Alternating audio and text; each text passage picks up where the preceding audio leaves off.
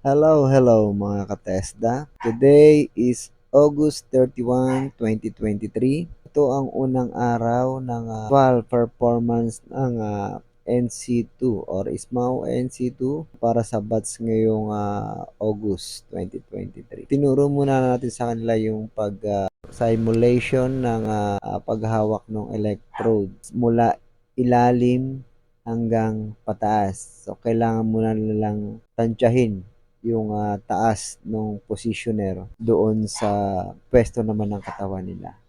So, yun yung pamamaraan para at least hindi masyadong pumalpak yung trabaho nila. Ganyan muna yung ginagawa namin.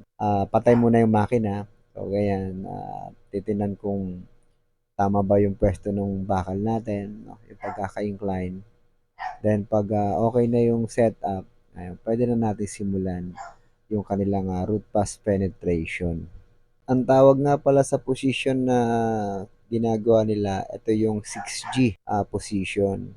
Naka-incline ng 45 degrees yung bakal or yung tubo bago ito weldingin. Mag-uumpisa naman yan sa 6 o'clock at matatapos naman ng 12 o'clock. So, yun yung pinagpapraktisan nila habang hindi pa masyadong perfect yung kanilang root pass penetration.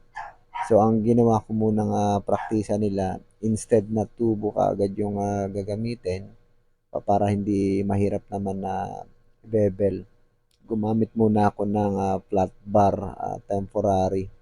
Ngayon, pag veterans na sila, so saka kami gagamit ng totoong tubo. Almost the same naman yung ginawa kong preparation. No? So, ito nga pala yung output niya. Isang buong electrode na 6011. No? Okay naman yung root pass penetration niya. Buong-buo naman. No? So, ang next naman niyang gagawin ay tie-in or restart. No? So, yun yung pinakamahirap na aralin, yung pag-restart. Yung magsisindi ka ulit ng welding rod. No? Yan ang talagang madugo na praktisan. Pero hindi naman sila nagsasawang subukan yung lahat ng pwede nilang sanayin para sila ay maging ganap na welder. Dahil pagkatapos ng training, sasabak ng assessment, kung makakalusot sa assessment, syempre ang pupunta nila ay industry, no? Pwede sila maging structural or pipe welder. So, doon na talaga sila mahahasa ng gusto pag nandun na sila sa labas or nasa field na.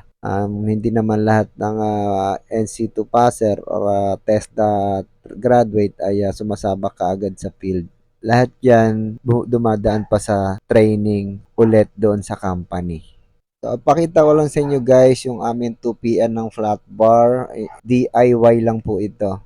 Para medyo makatipid kami ng konti dun sa consumables. So, binibilog lang namin yung flat bar para magmukha siyang pipe.